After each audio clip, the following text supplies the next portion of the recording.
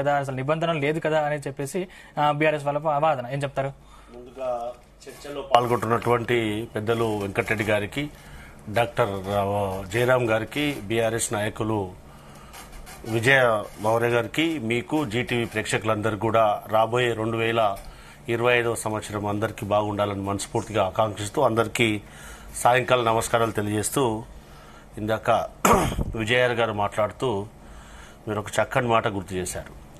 2 సార్లు తెలంగాణ రాష్ట్ర మాజీ మంత్రివర్యులు గౌరవ బీఆర్ఎస్ పార్టీ వర్కింగ్ ప్రెసిడెంట్ గారు గుర్తు చేసినటువంటి మాటలు, నేను దేన్నైనా ఎదుర్కొంటా, ఖచ్చితంగా జైల్లోకి వెళ్ళి యోగా చేసి పాదయాత్ర చేసి అధికారంలోకి వస్తా అని చెప్పాడు. అది మర్చిపోయి దేశంలోనే ఖరీదైనటువంటి అడ్వకేట్లలో ఒకరైనటువంటి సిద్ధార్థ్ వాదే గారిని పిలిపించుకొని ఎందుకు తన ఒక వకల్తాను వారికి ఇవ్వవలసి వచ్చిందో తప్పు చేయనప్పుడు ఒకసారి సమాధానం చెప్పాలి. దాంతోపాటుగా ఏదైతే 55,58,00,000 పైచిలుకు రూపాయలను ఆన్లైన్ ద్వారా తెలంగాణ రాష్ట్ర ప్రజాధనాన్ని ఇతర దేశాలకు మళ్లించడం ద్వారా ఆర్బీఐ స్వయంగా తెలంగాణ రాష్ట్ర అకౌంట్లన్నింటినీ ఫ్రీజ్ చేస్తామని చెప్పి నోటీస్ ప్రజాప్రభుత్వం ఏర్పడిన తర్వాత సర్క్యులర్ జారీ చేయడం ద్వారా ప్రజాప్రభుత్వం నుంచి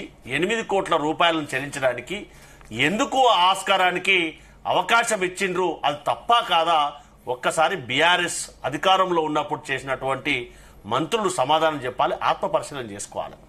గురిగింజ తన నలుపు తెలియదు అన్నట్టుగా బిహేవ్ చేస్తే ఎవరు మేము చెప్పలేం.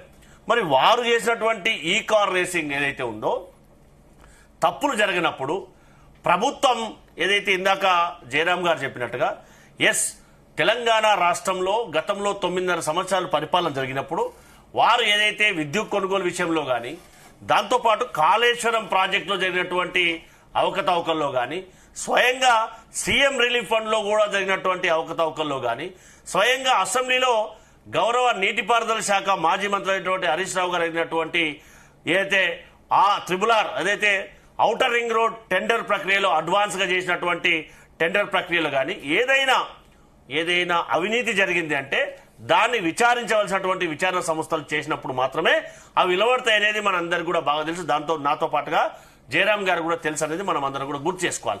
ఖచ్చితంగా వారు తప్పు చేయకపోతే వారు సచ్చిరుడైతే ఎందుకు ఆ విధంగా అడ్వకేట్ పెట్టుకోవాల్సిన అవసరం వచ్చింది? వారు తప్పు చేయకపోతే ఖచ్చితంగా చట్టం దాని ఫలితం చేసుకుంటూ పోతుంది కదా, న్యాయస్థానాలు న్యాయాన్ని ప్రకటిస్తాయి కదా. వారు తప్పు చేయనప్పుడు ఎందుకు గగ్గోలు పెట్టుకోవాల్సినటువంటి అవసరం ఉంది?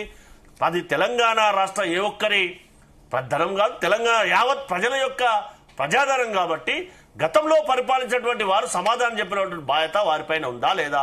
మనందరు తెలంగాణ రాష్ట్ర 4.5 కోట్ల ప్రజల ధనం కాబట్టి వారు ఏ విధంగా వృధా చేశారనేది చెప్పవలసిన బాధ్యత మా మీద ఉంది. కాబట్టి ఏవైతే చర్యలు తీసుకుంటున్నారో గొప్ప విషయం, కాకపోతే ఇక సంవత్సరం ఎందుకు పట్టింది? అసలు మీరు అధికారంలో రాగానే చర్యలు తీసుకోలేకపోయారు అంటే దీంట్లో ఏదో మతలబు ఉందనేది వాదన. ఒక్కసారి మనం ఆలోచన చేయాలి. కాళేశ్వరం విషయంలో కానీ, విద్యుత్ కొనుగోలు విషయంలో కానీ, ఈ కార్ రేస్ విషయంలో కానీ, ఈ కార్ రేస్ ఎగ్జాంపుల్ తీసుకున్నట్టయితే ఎవరైతే ఈ కార్ రేసు నిర్వహించినటువంటి విదేశీ సంస్థలు ఉన్నాయో వారు వచ్చి మాకు గౌరవ ముఖ్యమంత్రి గారిని కలిసి డీటెయిల్ గా మీరు నిర్వహిస్తే ఇంత బకాయి ఉంది అని చెప్పి డీటెయిల్ గా వారు చెప్పిన తర్వాతనే మాకు తెలిసినటువంటి సందర్భం అనేది ఒకసారి మీ ద్వారా గుర్తు చేస్తున్న యావత్ తెలంగాణ ప్రజలకి. దీని ద్వారా ఇంత పెద్ద స్కామ్ జరిగిందా అని చెప్పి జరిగినటువంటి సంఘటన కూడా యావత్ మిమ్మల్ని కలిసింది. మీరు అధికారంలోకి వచ్చిన కేవలం 3 రోజులకే మిమ్మల్ని కలిశారు, ఇన్ని రోజులు టైం తీసుకున్నారు ఎందుకు అనేది ప్రశ్న. ఖచ్చితంగా జరిగినటువంటి సంఘటన ఏదైతే ఉందో గౌరవ ముఖ్యమంత్రి గారిని కలిసిన తర్వాత దాని మీద విచారణకు ఆదేశించిన తర్వాత ఇంటర్నల్ గా ఏం జరిగిందని చెప్పి గౌరవ ప్రిన్సిపల్ సెక్రటరీ గారు మున్సిపల్ అడ్మినిస్ట్రేషన్ తోటి ఏం జరిగిందనే డీటెయిల్ రిపోర్ట్ తెప్పించుకున్న తర్వాత కేసును ఏసీబీకి ట్రాన్స్ఫర్ చేయడం అనేది జరిగింది.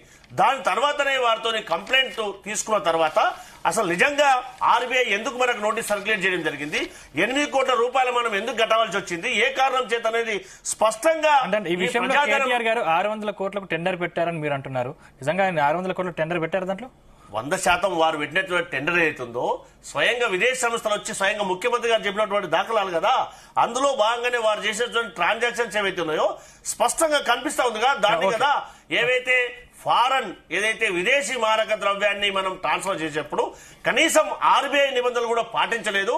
అందుకని కనీసం తెలంగాణ రాష్ట్ర మంత్రిగా వ్యవహరిస్తూ కనీసం కేబినెట్ యొక్క పర్మిషన్ కూడా తీసుకోలేదు. ఒక మంత్రిగా ఉండి కూడా ఎలక్షన్ కోడ్ అమల్లో ఉన్నప్పటికీ కూడా ఆగమేఘాల మీద ఎందుకు ట్రాన్స్ఫర్ చేయాల్సి వచ్చింది అనే అంశాలన్నింటి కూడా ఎంక్వైరీలో తేలడానికి అవకాశం ఉంటుంది కదా.